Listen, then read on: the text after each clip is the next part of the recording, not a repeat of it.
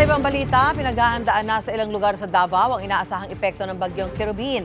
Live mula sa Davao Oriental, may unang balita si Jandy Esteban ng GMA Regional TV. Jandy?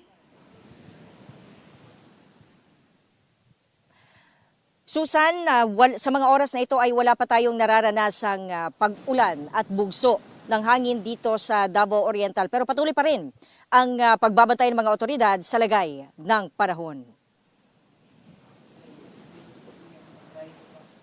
Nakalatag na ang mga rescue equipment, emergency response at communication device ng Davao Oriental Provincial Disaster Risk Reduction and Management Office bilang paghahanda sa Tropical Depression Kirubin. Patuloy rin ang kanilang pakikipag-ugnayan sa lahat ng municipal at city disaster risk reduction and management offices. As an EOC sa province, maka-provide po kami. We can provide them equipment and also personnel po to use those equipment kung hindi nila kayang maggamit ng equipment na ganun po. Simula ng 5 p.m. kahapon ay isinailalim sa Tropical Wind Signal number 1 ang probinsya. Hanggang sa mga oras na ito, wala pa namang nararanasang pag-ulan o bugso ng hangin. Ayon sa Pag-asa, aasahan ang moderate to heavy rain sa araw na ito, December 18. Alas 7 kagabi nang isinailalim sa Blue Alert status ang probinsya. Pagka nasa Blue Alert status po tayo, yung mga response cluster agencies natin ay inoobliga sila na mag-duty sa ating EOC for faster coordination, and kung may deployment na kailangan ng mga resources within their agencies is mas mabilis ang ating pag-deploy po.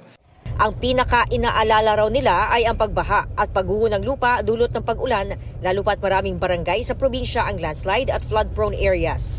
Matatanda ang buwan ng Enero at Pebrero ng taong ito ay maraming inilikas at may namatay din dahil sa landslide dulot ng matagalang pag-ulan na dala ng shear line. Tinitingnan natin yung mga most likely na mga landslide-prone areas natin kasi po baka saturated na masyado yung lupa natin, and pag nadagdagan pa nitong Kirubin with the combined effect of the shear line, baka makag-trigger na siya ng landslides.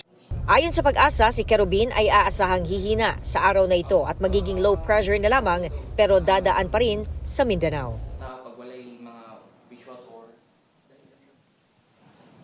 Sa probinsya naman ng Davao de Oro, nagsuspende ng klase sa lahat ng antas sa pampubliko at pribadong paaralan sa bayan ng Mungkayo, Mako, Nabunturan at Compostela. Nagsuspende rin ng klase sa Island Garden City of Samal sa Davao del Norte. Susan.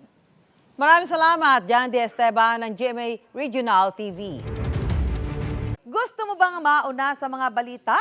Mag-subscribe na sa GMA Integrated News sa YouTube at tumutok sa unang balita.